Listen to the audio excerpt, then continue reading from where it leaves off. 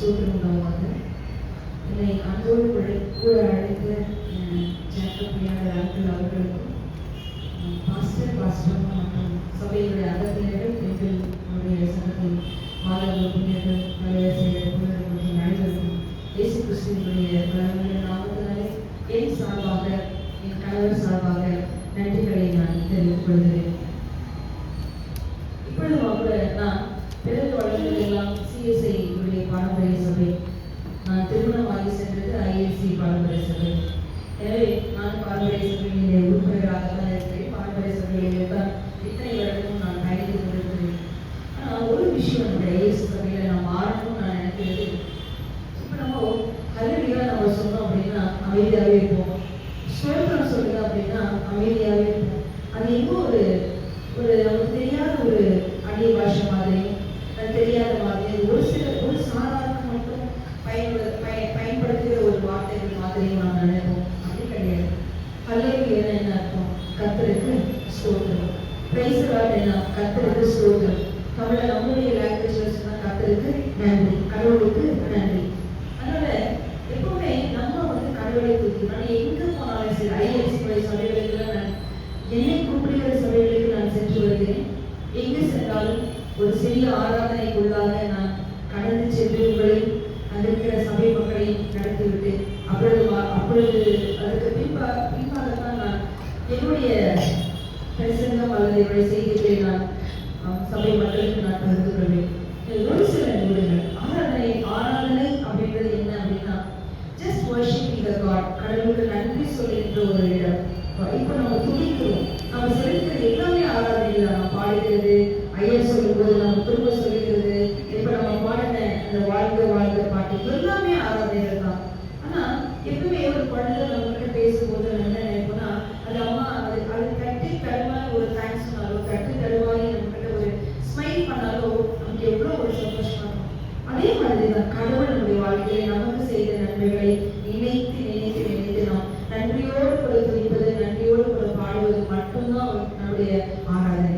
அதனால இன்றைக்கு நாம் நம்முடைய எல்லா விதமான ஒரு ஷைனஸ் சொல்லுவோம் இல்லையா, ஒரு வெட்கம், அந்த மாதிரிலாம் ஒரு டெலிகேட்டா நம்ம எல்லாவற்றையும் விட்டு கடவுளோடு கூட இணைந்து ஒரு சில நிகழ்வுகளை மட்டும் நாம் ஆராதித்து நாம் கடந்து செல்லலாம். கொஞ்சம் கண்ணை முடிக்கலாம். ஏன்னா நம்ம கண்ணை கழுவோம் அப்படின்னா டைவர்ஷன்ஸ் ஆகும். நம்ம டைவர்ஷன் இருந்துச்சுன்னா நம்மளுடைய மைண்ட் கடவுளோட ஒன்றி இருக்காது.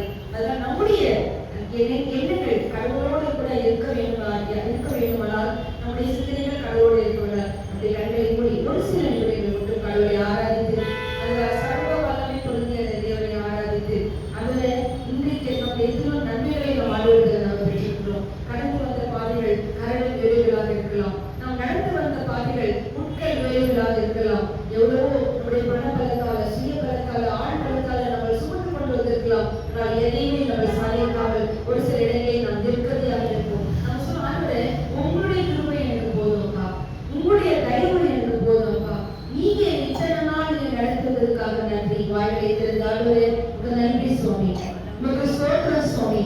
நீங்க எப்பவுமே நன்றி சொல்வது அவருக்கு பிரியமான ஒரு காரியம். நம்ம சொல்றாரு, கர்த்தரை துதிப்பதும் உணர்வாகவே உங்கள் நாமத்தை கீர்த்தனம் பண்ணுவதும் எவ்வளவு அருமையானது என்று சங்கீதக்காரன் சொல்கிறார். அதான் எனக்கு பிடிச்சமான சங்கீதம். அடிக்கடி நான் அறிக்கை நான் சொல்றேன். நம்முடைய ஆண்டவர் மற்ற ஆண்டவர்கள் மாதிரியே கிடையாது. அவர் சொல்றாரு, சங்கீதம் 139 அதிகாரத்தில் அவர் சொல்றாரு, கர்த்தர் நான் எங்க போனாலும் வானத்திலே தான் என்ன கடவுளை கொண்டிருக்கிறார்.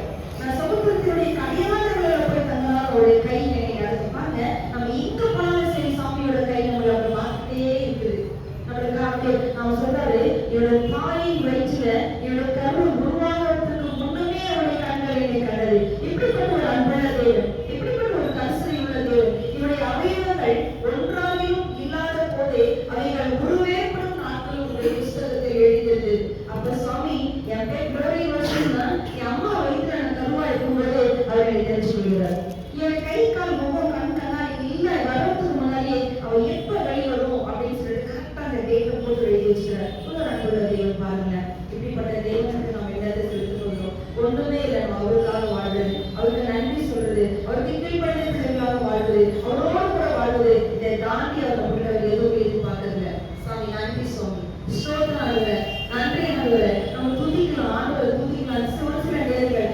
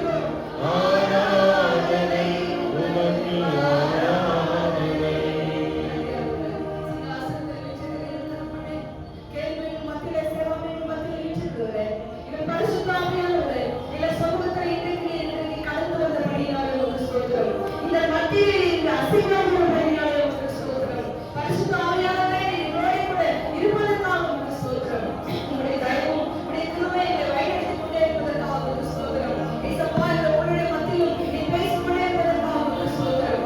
1000 முதல் 1000 வரையிலிருந்து கடலை குளிக்கிற அத்தனை செடிகள் மத்தியிலும் உம்முடைய பிரசனம் இறங்கிக் கொண்டே இருப்பதற்காக உமக்கு ஸ்தோத்திரம். ஒரு பெரிய வல்லமையுள்ள காரியத்தை இன்னைக்கு நீ செய்ய போவதற்காக உமக்கு ஸ்தோத்திரம்.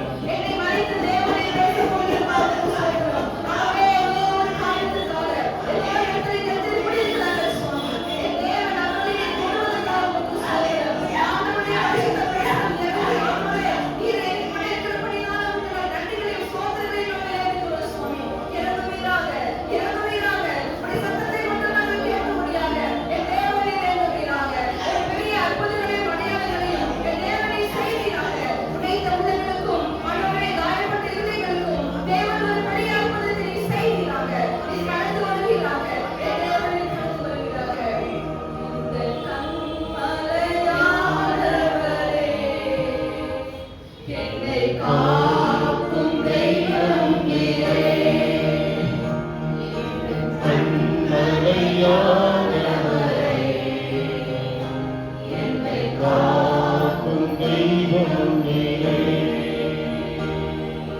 வல்லமை மாட்சிமை நிறைந்தவரே, மகிமைக்கு பாத்திரரே.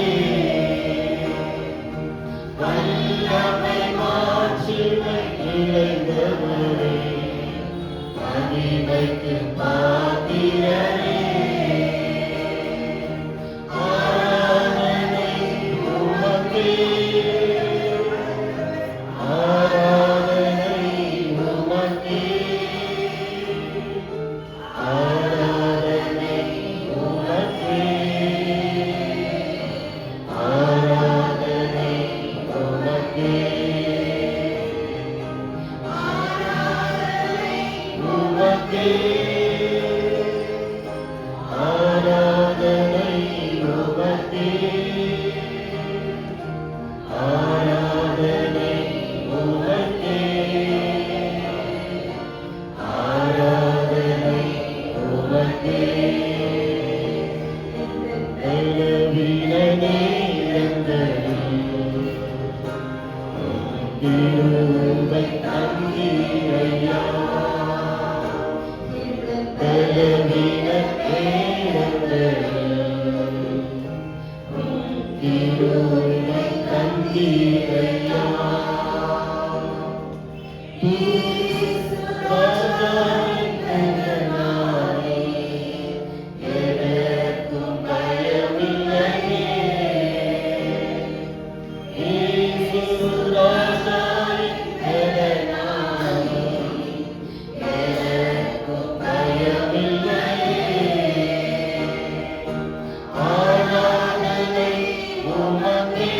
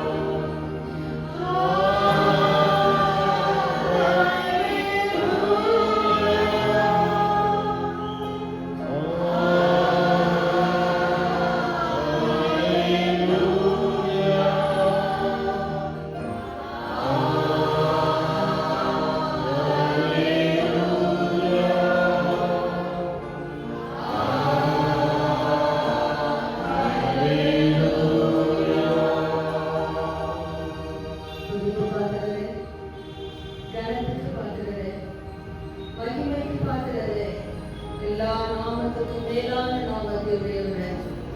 இவ்வளவு நாள் நீங்க கடந்து வந்தது உங்களுடைய கிருபை.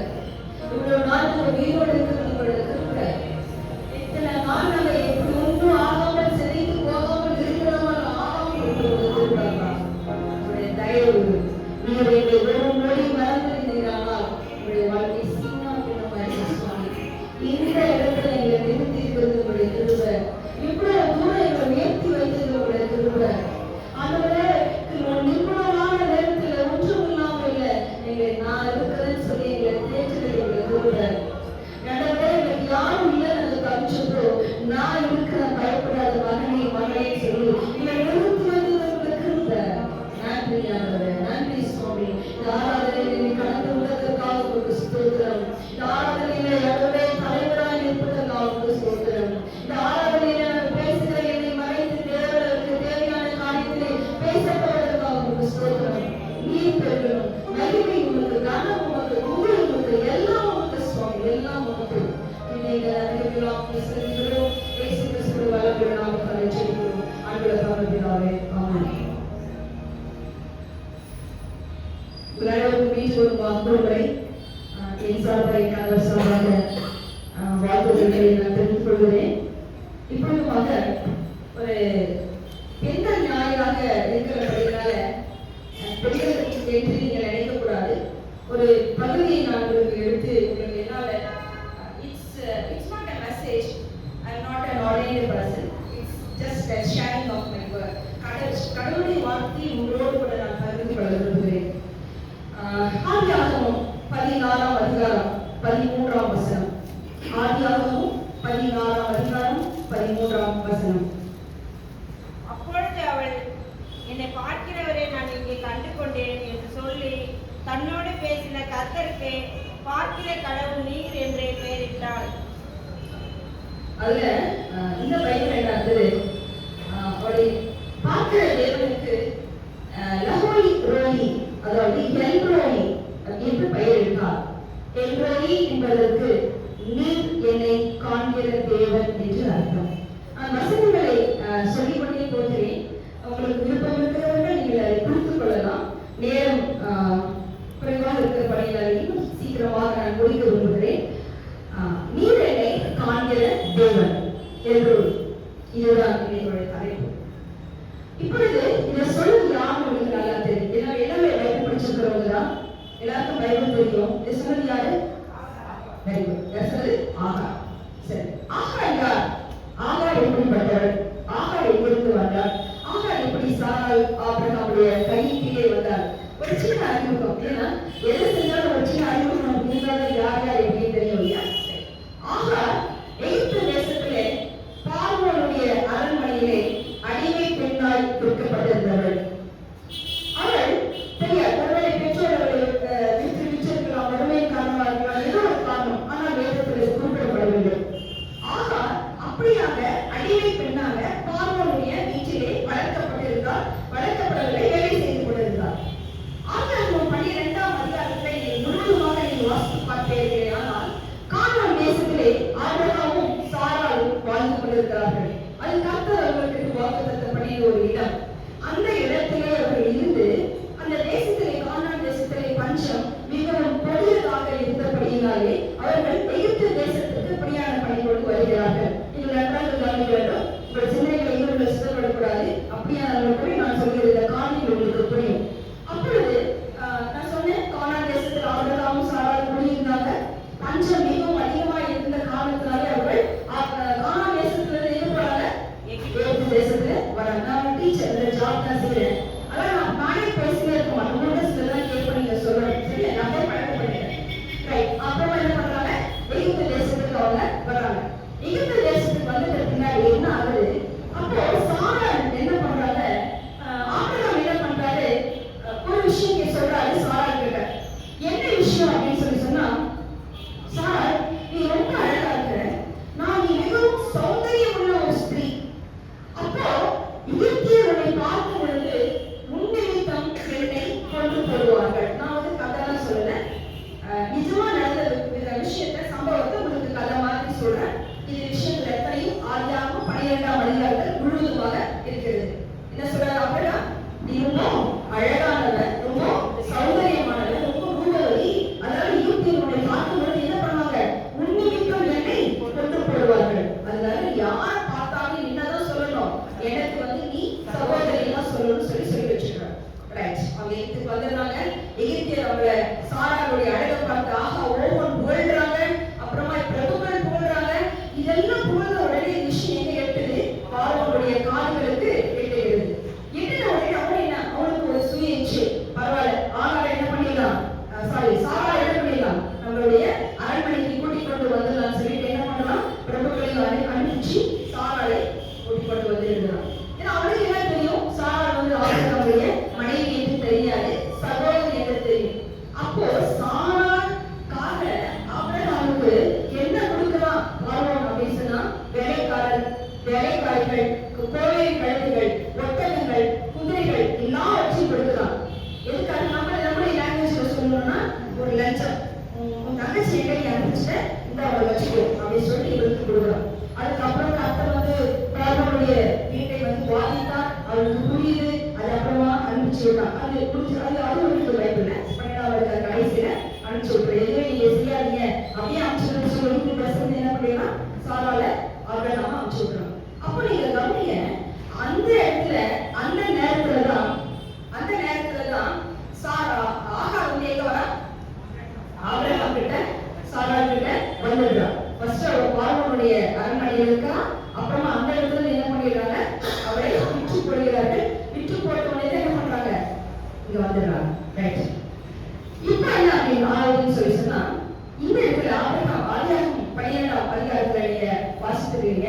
அடுத்தது வாசித்து பார்க்கும் பொழுது 16ஆம் அதிகாரத்தை வாசிக்கும் போது சொல்றாங்க, 2வது 3வது வசனத்துல பார்க்கும்போது சொல்றாங்க, தனக்கு குழந்தை இல்லாத ஒரு காரணத்தால சாரா என்ன சொல்றா? என்னுடைய மறுமனையாட்டியாகிய ஆகாரை உங்களுக்கு நான் கொடுக்குறேன், அது மூலமா நம்முடைய சந்ததி வாழ்க்கைன்னு சொல்லி சொல்றாங்க. ஆகார் அப்படின்னு சொன்னா எபிரேய பாஷையில 2 அர்த்தம். ஒன்று ஸ்ட்ரேஞ்சர், புதியவள், இன்னொன்று பயந்த சுவாபம் உடையவர். அப்ப நீங்க பாருங்க, ஆகாருடைய வாழ்க்கையில அவள் பிறந்தது அவளுக்கு குற்றம் கிடையாது. அவளை விட்டு போடுறது அவளுக்கு ஒரு அழகை பெண்ணை விட்டு போடுறது அவளுக்கு சந்தோஷமா இருக்குமா?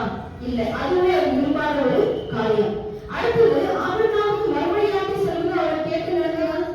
இல்ல, அது அவளுடைய திணிக்கப்பட்ட ஒரு காரியம். சரி, அதுவும் நடந்து முடிஞ்சிருச்சு. அப்புறமா என்ன ஆகுது? அவள் பிள்ளை காட்சி ஆகிறாள். கற்பவதியான பின்னாடி தன் ஆட்சியாரை அப்பமாக ஆகார் எழுதினபடியால் சாரா அவளே தப்பு பண்றா.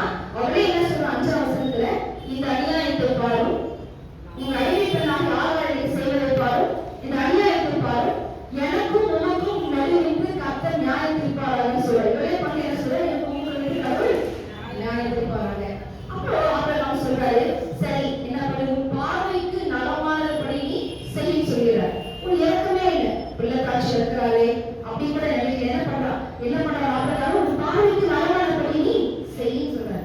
ஆதியாகமம் 25ஆம் அதிகாரத்துல நீங்க வாசிச்சு பார்த்தீங்கன்னா, ஆபிரகாம் கேத்துராள் என்னும் மறுமனையாட்டியை திருமணம் பண்ணுகிறாரு. இன்னும் சில மறுமனையாட்டிகளையும் திருமணம் பண்றாரு. அவர்களுக்கு பிறந்த குழந்தைகளுக்கெல்லாம் என்ன பண்றாரு? சொத்து கொடுக்கிறார். அவர்களுக்கு பிறந்த குழந்தைகளுக்கெல்லாம் சொத்து கொடுக்கிறார். ஆனா ஆகார் என்ன பண்ணல? ஒண்ணுமே அவரு கொடுக்கல. வேதத்தின்படி பார்க்கும்போது ஆகார் ஒண்ணுமே கொடுக்கல. அப்படியே அனுப்பிச்சிட்டார். அப்போ சாரா என்ன பண்றா? அப்படியே ஓடி கடினமாய் நடத்துகிறாள். சாரா என்ன பண்ணுகிறா? ஆகாரை கடினமாய் நடத்துகிறாள். அதான் என்ன பண்ற? ஆட்சியாக இருக்கிறவள் ஓடி போகிறாள். ஓடி போய் வனாந்திரத்துல இருக்கும் போதுதான் எங்க கர்த்தருடைய தூதனானவர், வசனத்தை பாருங்க, கர்த்தருடைய தூதனானவர் ஆகாரை நோக்கி, ஆகாரே நீ எங்கிருந்து வருகிறாய், எங்கே போகிறாய்? மறுபடியும் சொல்றேன், கர்த்தருடைய தூதனானவர் ஆகாரை நோக்கி, ஆகாரே நீ எங்கிருந்து வருகிறாய், எங்கே போகிறாய் என்று கேட்கிறார். அதான் நினைச்சுக்கோங்க, இன்னைக்கு நம்ம கூட ஆகார் மாதிரி அடிமையாக இருக்கலாம், உரிமை இல்லாதவர்களாக இருக்கலாம், உரிமை மறுக்கப்பட்டவர்களாக இருக்கலாம். அதெல்லாம் பிரச்சனைகள், பிறருடைய பிரச்சனைகள் நாம ஒரு தீர்வாக கூட நம்ம அமைந்து இருக்கலாம். இப்போ கடைசியில நாம பார்க்கும்போது என்ன இருக்குது? அந்த இடத்துல நம்ம ஓடும்போது இல்லை அவன் ஓடிட்டான், ஆனா நம்மளால ஓட முடியாத சூழ்நிலை. அது ஆண்களாக இருந்தாலும் சகோதரர்களாக இருந்தாலும் சரி, சகோதரிகளாக இருந்தாலும் சரி, ஒரு அவமானம், ஒரு நிராகரிப்பு, ஒரு தள்ளப்பட்ட ஒரு நிலைமை, தனிமை, நேரத்துல தயவு செஞ்சு நீங்க மறந்துடாதீங்க, கர்த்தருடைய தூதனானவர் நம்மை பெயர் சொல்லி அழைக்கிற ஒரு தேவன், நம்மளுக்கு வாக்குத்தத்தம் கொடுக்கிற ஒரு தேவன், நம்முடைய எதிர்காலத்தை அறிந்திருக்கிற ஒரு தேவன். நீங்க பயப்படாதீங்க, நீங்க கலங்காதீங்க. அவர் சொல்றாரு, ஒரு உண்மை பெயர்களை சொல்லி நீங்க நினைச்சுக்கோங்க, ஒருவேளை அவமானத்திலேயோ தள்ளப்பட்ட நிலைமையிலோ ஒரு புறமான நிலைமையிலோ நீங்கள் இருந்தால், யாராக இருந்தாலும் சரி, நீங்க நினைச்சுக்கோங்க, என் தேவனின் பெயரை அறிவார், என் தேவனின் பெயரை சொல்லி என்னை அழைத்து என் கஷ்டங்களை அவர் போக்குவார், என் பிரச்சனைகளுக்கு தீர்வு அவரே, என் எல்லா விதமான காரியங்களுக்கும் அவர் அவரே. அவர் நினைச்சுக்கோங்க, சாமி கேட்பார், நீ எங்க இருக்கிற, எங்கிருந்து வந்த, நீ எங்க போற, உனக்கு என்ன வேணும், நம்ம பெயர் சொல்லி அவர் சொல்றாரு ஏசாயா அதிகாரத்துல, நான் உன்னை பெயர் சொல்லி அழைத்தேன், நீ என்னுடையவள், நான் உன்னை பெயர் சொல்லி அழைத்தேன், நீ என்னுடையவள். அதனால நீ நினைச்சுக்கோங்க, ஆண்டவர் நம்மை பெயர் சொல்லி அழைக்கிற ஒரு தேவனாய் இருக்கிறார். பெயர் சொல்லி அழைத்தது மட்டும் இல்ல, அடுத்தது ஒன்று சொல்றாரு, என்ன சொல்ற, வாக்குத்தத்தத்தை கொடுக்கிறார். என்ன கொடுக்கிறார் வாக்குத்தத்தம்? பயப்படாத, என்ன சொல்றாரு, பயப்படாத, உன் சந்ததியை நான் மிகவும் திரளாய் பெருக பண்ணுவேன். சாமி பாருங்க, எவ்வளவு அழகான ஒரு பியூட்டிஃபுல் ஒரு ஃபாதர் அவர். நம்மளுடைய கஷ்டத்தை வந்து நம்மளை ஜஸ்ட் பார்த்துட்டு நம்மளை அப்படியே விட்டுறது கிடையாது. நம்மளுடைய பெயர் சொல்லி அழைத்து என்னுடையவன் சொல்லி வாயில சொல்லிட்டாரு ஓய்வதும் கிடையாது. அதுக்கு அடுத்து என்ன பண்றாரு, அவரு எப்பவுமே ஒரு வாக்குத்தத்தத்தை நமக்கு அவர் வைத்திருக்கிறார். உங்களுடைய ஆளுக்குரிய கண்கள் அந்த வாக்குத்தத்தத்தை காணுமே, ஆனால் நீங்கள் அந்த வாக்குத்தத்தத்தை உங்களுக்கு நீங்கள் சுதந்திரித்துக் கொள்ள முடியும். பயப்படாது, நீங்கள் என்ன பண்ணாதீங்க, பயப்படாதீங்க, உன் சந்ததியை நான் திரளாக நான் பெருக பண்ணுவேன். அவர் சொல்ல செஞ்சாரா, மறுபடியும் இன்னொரு முறை சொல்றாரு, என்ன சொல்றாரு, உன் ஆட்சியாரின் கீழ் போய் அடங்கிடு. அப்ப ஆகார் கீழ்படினாங்களா? கீழ்படினாங்க. உடனே என்ன பண்றாங்க, போயிட்டாங்க. நீங்க வாங்க, ஆகார் கிட்ட நம்ம கற்றுக்கொள்ள வேண்டிய காரியங்கள். எப்படிப்பட்ட சூழ்நிலைகள் இருப்பாங்க, அடிமை பெண்ணா இருந்தாங்க, உடைக்கப்பட்ட நிலையில இருந்தாங்க, அவமானம் இருந்துச்சு, நிராகரிக்கப்பட்டாங்க. சமுதாயத்துல நீங்கள் கூட நிராகரிக்கப்படலாம், நீங்கள் கூட என்ன பண்ணலாம், ஒதுக்கப்படலாம், நீங்கள் கூட என்ன பண்ணலாம், தள்ளிவிடப்படலாம், நீங்கள் கூட என்ன பண்ணலாம், தனிமையில் இருக்கலாம். பார்க்கறதுக்கு அப்படியே பெரியதா கார் அதெல்லாம் எல்லாமே இருக்கும். ஆனா மனசுக்குள்ள ஒரு வெறுமை, மனசுக்குள்ள ஒரு ஏக்கம், மனசுக்குள்ள ஒரு தவிப்பு, எனக்காக யார் இருப்பார், என் வாழ்க்கை என்ன ஆகும், என் வாழ்க்கைக்கு என்ன முற்றுப்புள்ளி, இது எத்தனையோ கேள்விகளோடு வந்திருக்கிற உங்களை பார்த்து கர்த்தர் சொல்கிறார், பயப்படாது, நான் உன்னை பெயர் சொல்லி அழைத்தேன், நீ என்னுடையவள். ஆண்டவர் சொல்றாரு, அவனை திரளான சாலியா என்ன பண்றாரு, பெருகப்படுகிறார்.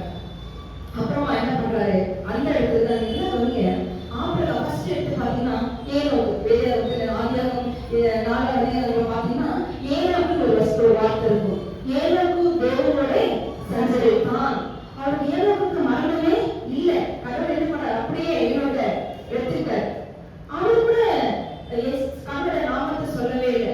ஆபிரகாம் விசுவாசிகளுடைய தகப்பன் நாம சொல்றோம். எபிரேயர் 13ஆம் அதிகாரத்துல ஆபிரகாம் பத்தி ஃபுல்லா வரும். விசுவாசிகளின் தகப்பன், விசுவாசத்தாலே சுதந்திரித்துக் கொண்டான், அப்படியெல்லாம் வரும். ஆனா அவர் கூட என்ன பண்ணல, கர்த்தருடைய நாமத்தை சொல்லவே இல்லை. முதலா தேவனை அவருடைய நாமத்தை சொல்லி அழைத்தது ஆகார் மட்டும்தான்.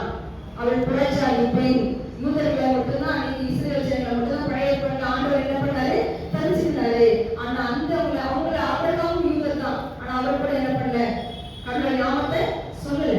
ஆனா ஃபர்ஸ்ட் கடவுளுடைய நாமம், அதிசயமான ஒரு நாமத்திற்கு அவரை கூப்பிட்டு அவர் அழைத்தது ஆகார் மட்டும்தான். தென்றொளி, நீர் என்னை காண்கிற தேவன். ரைட்டா? அது அடுத்தது நாம பார்க்கிறோம். முதல்ல அவங்க அப்படி போயிடுறாங்க. பயப்படாதீங்க, கடவுள் உங்களை கண்ணீரை காண்கிறவர் எல்லா நேரங்களிலும். அதாவது சங்கீதம் 34ஆம் அதிகாரம் 18ஆம் வசனத்துல போடுறது, உடைந்த இருதயம் உள்ளவர்களுக்கு, நொறுங்குண்ட ஆவியை நொறுங்குண்டவர்களுக்கு, நொறுங்குண்ட இருதயம் உள்ளவர்களுக்கு கர்த்தர் மிகவும் சமீபமாக இருக்கிறார். நீங்க நினைச்சுக்கோங்க, நீங்க உடைச்சு போயிருந்தீங்கன்னா மனுஷங்க கண்டுக்கலனாலும் பரவாயில்ல, ஒருவேளை உங்க கணவர்களை கண்டுக்கலாலும் பரவாயில்ல, இல்ல உங்க மனைவிகளை கண்டுக்கலாலும் பரவாயில்ல. நீங்க நினைச்சுக்கோங்க, ஏன் இருதயத்தை யார் பார்க்கிறார், என் ஆண்டவர் பார்க்கிறார், என் உள்ளத்தை என் ஆண்டவர் பார்க்கிறார், என்னுடைய காயத்தை அவர் பார்க்கிறார், என் மனதினுடைய வலிமை என் தேவன் பார்க்கிறார். உள்ளத்தின் ஆழத்தில் காயப்படையில் உட்கார்ந்து கொண்டிருந்தீர்களே ஆனால், வெறுமையை உட்கார்ந்து கொண்டிருந்தீர்களே ஆனால், ஏனோ தான வாழ்க்கை எதற்கு விரக்தியா நீங்கள் இருப்பீர்களே ஆனால், கர்த்தர் சொல்கிறார், உடைந்த இருதயம் உள்ளவர்களுக்கு கர்த்தர் சமீபமாக இருந்து நொறுங்குண்ட ஆத்மாவை அவர் குணமாக்குகிற ஒரு தேவனாய்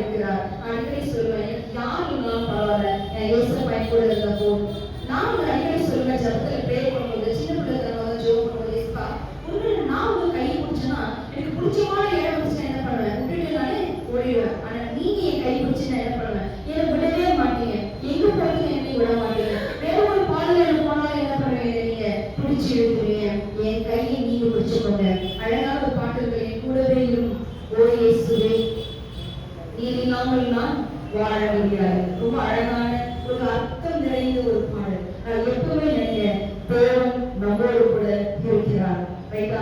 அடுத்தது நீங்க பாருங்க, நீங்க ஒரு இன்னொரு விஷயம் பார்க்கும்போது நம்ம சொல்றோம், முதல் அனுபவம் அவள் அனாத்திரத்தில் போறா, திரும்ப அவள் ஆட்சியாக நடைக்கு அவள் வருகிறாள்.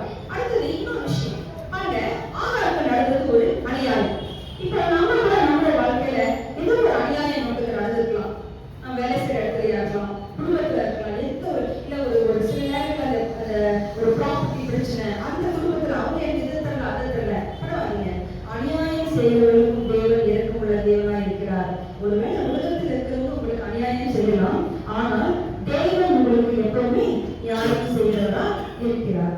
எங்கள் கூப்பிடுவதற்கு அவருடைய செவிகள் எப்பவும் திறந்தவர்களாகவே இருக்கிற. சங்கீதம் அழகாக சொல்லுவார், என் கூப்பிடுதலுக்கு உங்களுடைய செவிகள் திறந்திருப்பதாக, என் விண்ணப்பத்திற்கு உங்களுடைய செவிகள் கவனித்திருப்பதாக, அவைகள் எப்பொழுதும் முகமுள்ளே இருப்பதாக, என் கைகளை உங்கள் குறிப்பையே வையும், அவர்கள் உங்கள் கணக்கிலும் இருக்கிறது. எவ்வளவு அழகான ஆண்டவர். நம்ம அழுதா கூட, நான் கற்பனையா யோசிச்சுப்பேன், சில நேரங்கள்ல நாம் அழுதா கூட நம்முடைய அழுகை கூட என்ன பண்ணலாம், ஏசப்பா கண்ணீர்ல துருத்தியில சேர்த்து வைக்கிறாங்க.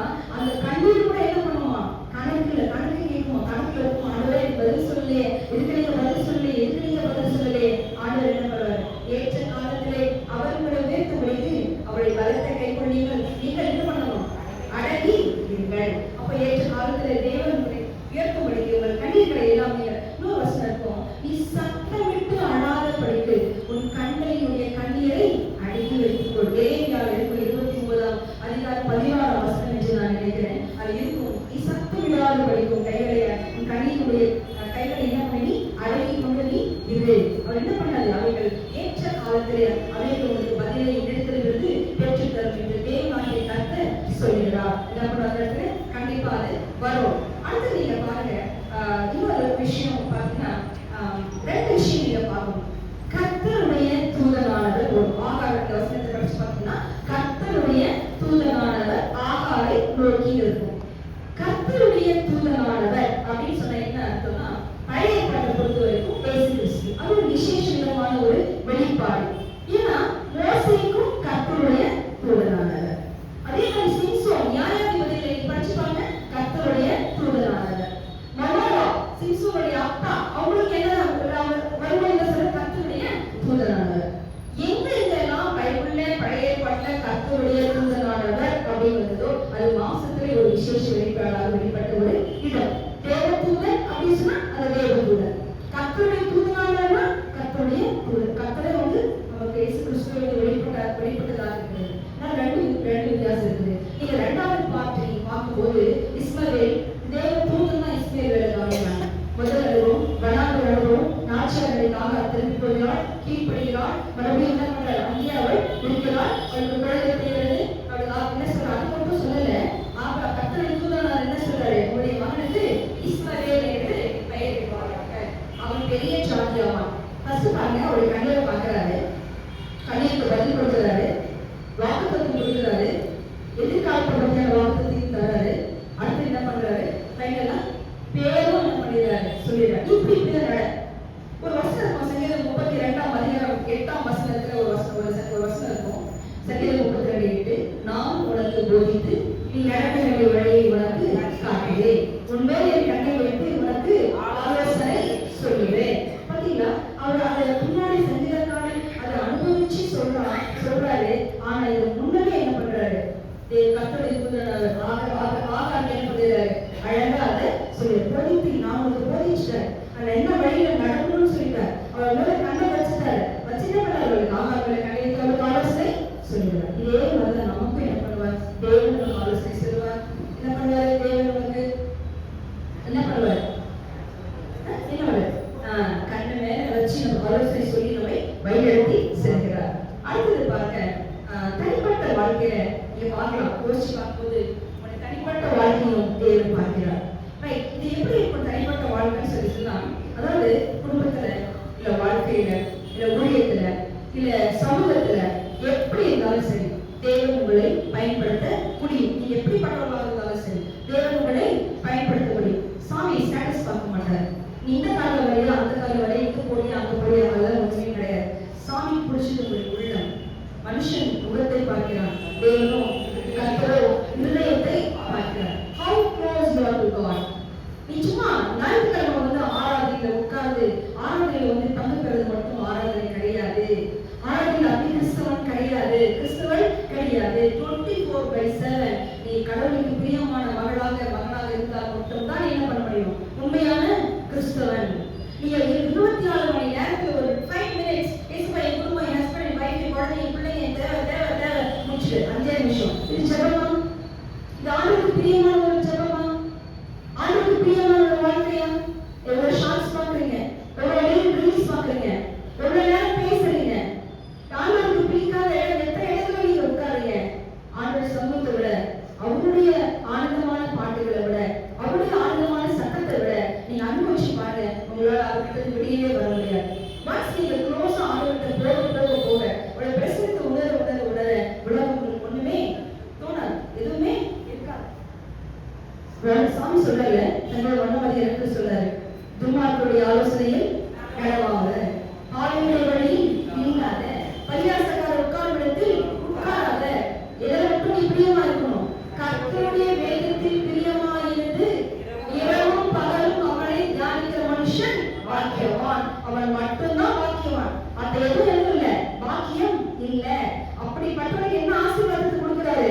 அவன் நீர்க்காலின் ஓரமாய் நடப்பட்டு தன் காலத்தில் தன் கனியை தந்து இழைக்கிறார் இருக்கிற மரத்தை போல் இருப்பான். அவன் செய்வதெல்லாம் வாய்க்கும். வழி சொல்ல அவன் செய்வதெல்லாம் வாய்க்கும். அப்போ எப்படி இருக்கணும்? நான் பாருங்க, நல்லா படிச்சுக்கோங்க. இலையே உதிராத இருக்கிற ஒரு மரம், எப்பவுமே கனிகளை கொடுத்து கொண்டிருக்கிற ஒரு மரம். அவன் செய்வதெல்லாம் நீதிமான்களின் வழியை கர்த்தர் அறிந்திருக்கிறார், துன்மார்க்கரின் வழியோ வழி. ஆமா, இத்தனை இவ்வளவு ஒரு காஷன் எப்பவுமே ஆண்டவர் வாக்குறுதி கொடுக்குறாங்க.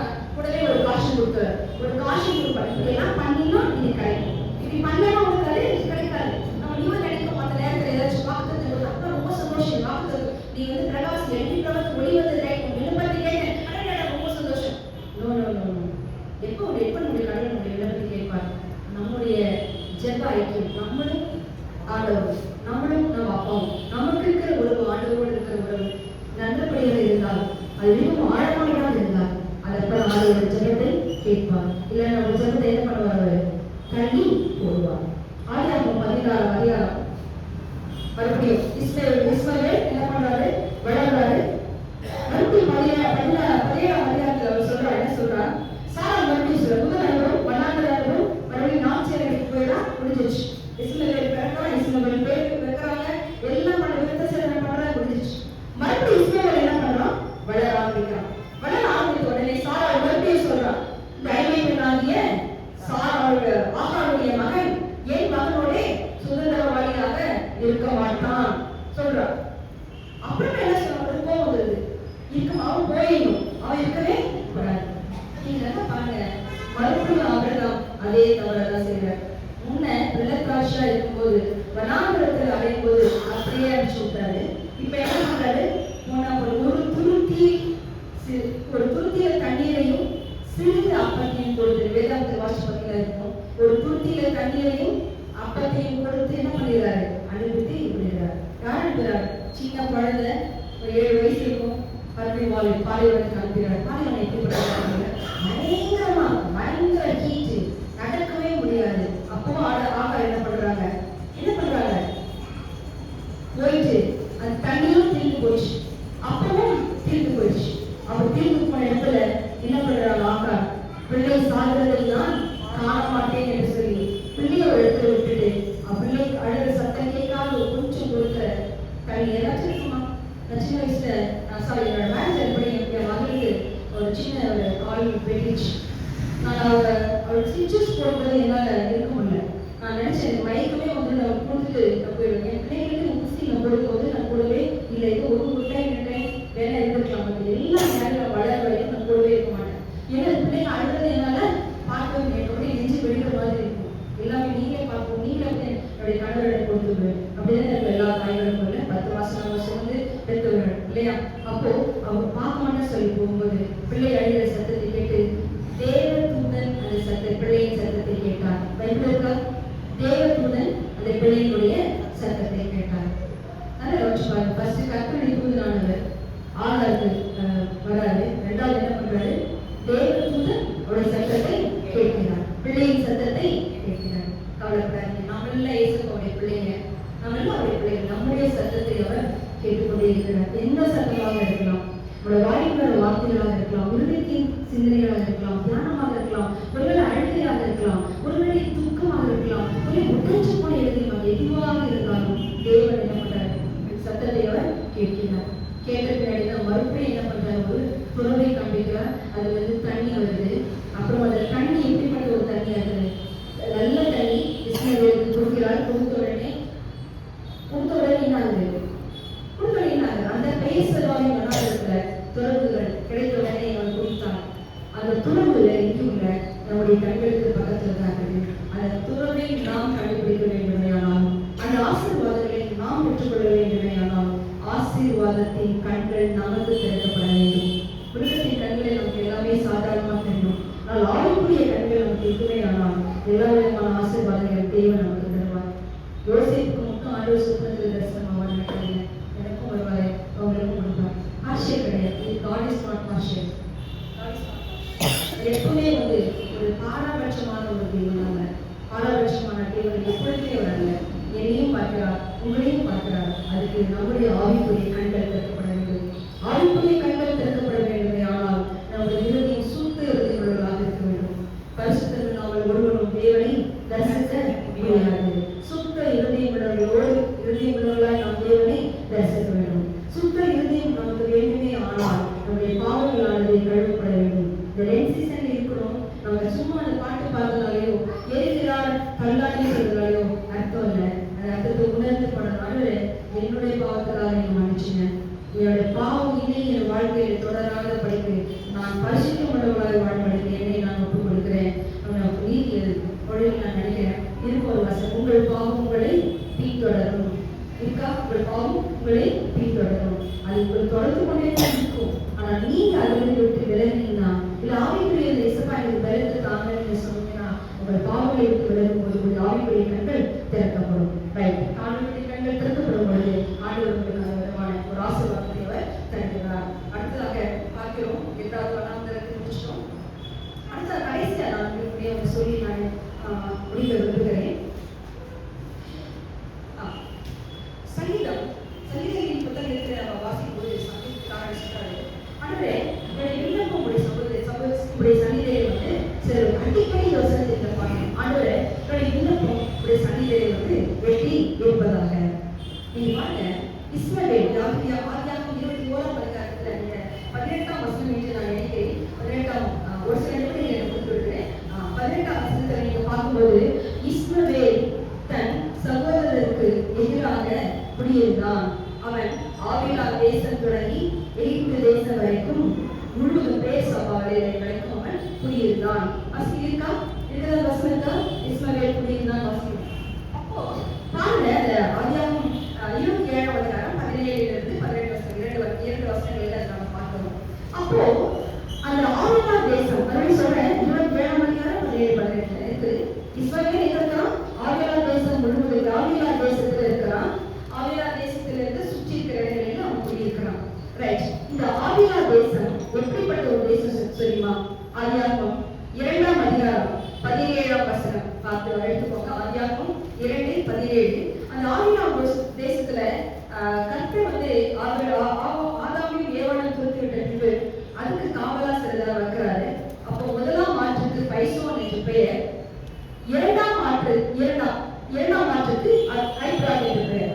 அடுத்தது ஆவிலா தேசம் முழுவதும் சுற்றி ஓடும். இந்த பைசோன் ஆற்றுக்கு என்ன தெரியுமா அர்த்தம்? சேஞ்ச், மாற்றம். அது எங்க ஓடுமா? ஆவிலா தேசத்தை சுற்றி ஓடும். இருக்கா? ஆதியாகமம் 2:17 அங்கே பொன் விளையும், அங்கே கோவையில் கல்லும் இருக்கும். இருக்கா? அப்போ இஸ்மவேல் எப்படிப்பட்ட ஒரு தேசத்திலே குடியிருந்தான்? பொன் விளைகின்ற தேசத்திலே குடியிருந்தான். அங்க என்ன இருக்கு? அடுத்த லாஸ்ட் என்ன இருக்கு? அங்கே கோவையில் கல்லும் கிடைக்கும். இருக்கா? கோவையில் கல் கிடைக்கும். இருக்கா? ரைட். அப்போ ஆண்டவர் ஆகாருக்கு என்ன வாக்குறுதி கொடுத்தாரு? நீ கவலைப்படாத, நீ பயப்படாத, நீ திகையாத. என்ன பண்ணுவாரு? நான் உனக்கு என்ன பண்ணுவோம்? சந்ததி பெருக பண்ணுவேன், உங்க சந்ததியை நான்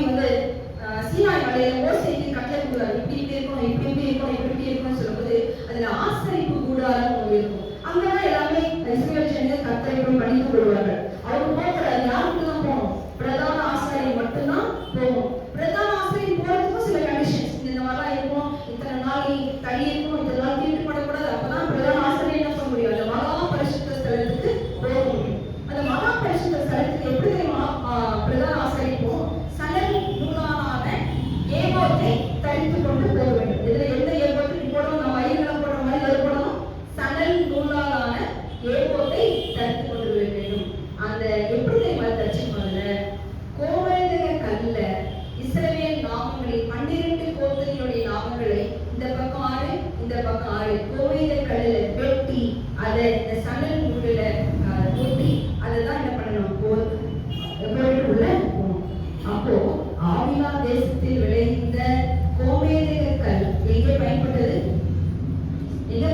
இஸ்ரவேல் ஜனங்களுடைய பிரதான ஆசாரியனுடைய ஏகோத்திலே அது தரிக்கப்பட்டது. கடவுள் ஒரு மனுஷன் ஆசீர்வதிக்கணும்னு நினைச்சா ஒண்ணும் பண்ணவே முடியாது. கடவுள் ஒரு மனுஷன் உயரத்துல தூக்கணும்னு நினைச்சாருன்னா மனுஷன் உயரத்துக்கு அவர் தூக்க மாட்டார். எப்படிதான் தூக்குவாரு? அவரோட உயரத்துக்கு தூக்குவார். ஒரு அழகான ஒரு பாட்டு இருக்கும், குனிந்து தூக்கினேன் நான் நம்பும் கேடகமா இருந்தது, உங்களோட உயரத்துல என்னை தூக்குனீங்க நன்றி. உங்களுக்கு அந்த சாங் தெரியுமான்னு தெரியாது. நான் மிக அருமையான ஒரு பாடல். நான் சொல்றேன் அன்பான சொன்னேன் கல்வி மொழி ஆகாரமொழி வாழ்க்கையை பார்த்தீங்கன்னா ஒரு தனி இருந்தது, ஒரு ஏக்கம் இருந்தது, வெறுமை இருந்தது, ஒரு காயம் இருந்தது, ஒரு கைவிடப்பட்ட நிலம் இருந்தது, ஒரு நிராகரிப்பு இருந்தது. இப்படிப்பட்ட சூழ்நிலையில நீங்கள் இருக்கிறீர்களா? கவலைப்படாத. ஆண்டவர் சொல்றாரு, உன் வழிகள் அல்ல, உன் நினைவுகள் என் நினைவுகள் அல்ல.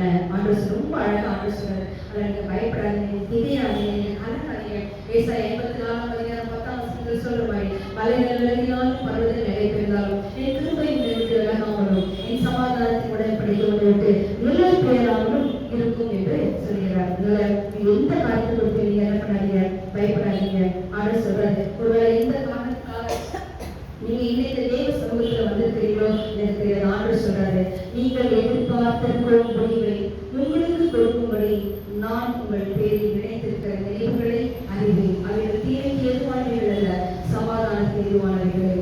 29:17 சொல்றாரு. அதனால ஒருவேளை ஏதோ காரணத்துக்காக ஜெபம் பண்ணி நீங்க வந்திருக்கலாம். ஆண்டவர் சொல்றாரு, நீங்கள் எதிர்பார்த்திருக்கும் முடிவை உங்களுக்கு கொடுக்கும்படி நான் உங்கள் பேரில் நினைத்திருக்கிற நினைவுகளை அறிவேன். அவைகள் தீமைக்கு ஏதுவானவைகள் அல்ல, சமாதானத்துக்கு ஏதுவானவைகளே. உங்கள் குடும்ப போராட்டத்தை பார்க்கிறோம். ஒருவேளை மதிப்பில்லாத சமூகத்தில் இருந்தா எப்படி இருந்தாலும் சொல்றாரு ஆண்டவர், நீ எனக்கு மிகவும் பிரியமானவன், நீ எனக்கு மிகவும் பிரியமானவன். ஆண்டவர் மறக்கப்பட்ட ஆண்டவர் எப்பவுமே நீ நினைச்சவங்க எப்பவுமே நீங்க மறக்கப்பட்டவர்கள் அல்ல, நீங்கள் ஒதுக்கப்பட்டவர்கள் அல்ல, நீங்கள் ஒடுக்கப்பட்டவர்கள் அல்ல, நீங்கள் மதிக்கப்படாமல் போகிறவர்கள் அல்ல.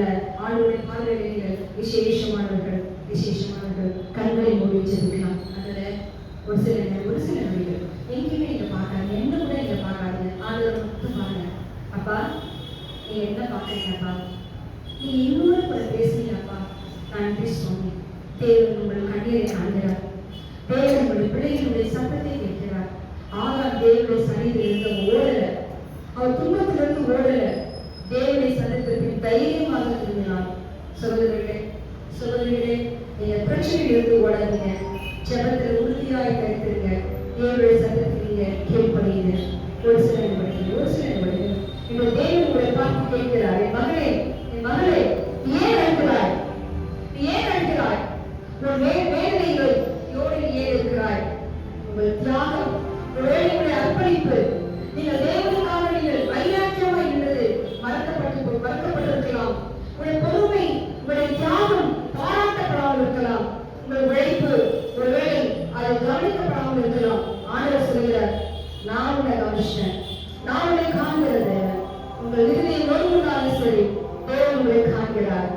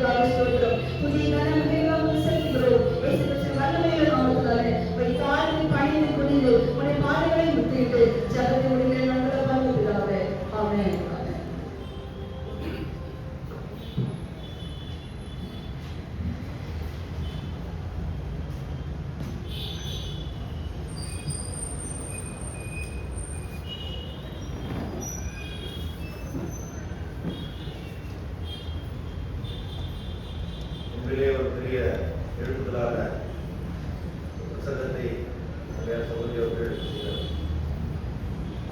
பழைய ஏற்பாட்டிலே புறக்கணிக்கப்பட்ட ஒரு குடும்பம், ஆனால் கடவுளால் சேர்க்கப்பட்டது, உதாசீனப்படுத்தப்பட்ட ஒரு நிலைமையிலிருந்து சமுதாயத்தில் அவர்களை அப்படியே விரும்புகிற கடவுள் ஆகாருடைய வாழ்க்கையிலே எப்படியாவது கடவுள் கர்த்தருடைய தூதன் என்ற ஒரு அந்த இன்டர்பிரேஷன் உண்மையிலே ஒரு வித்தியாசமான அருமையான ஒரு இன்டர்பிரேஷன்.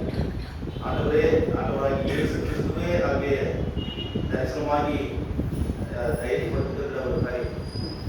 மிக அருமையான ஒரு விளக்கத்தோடு பழைய ஏற்பாட்டை எடுத்து பேசுவது என்பது சாதாரண விஷயம் கிடையாது. அது மிக சிறப்பாக சகோதரர்கள் பேசினார்கள்.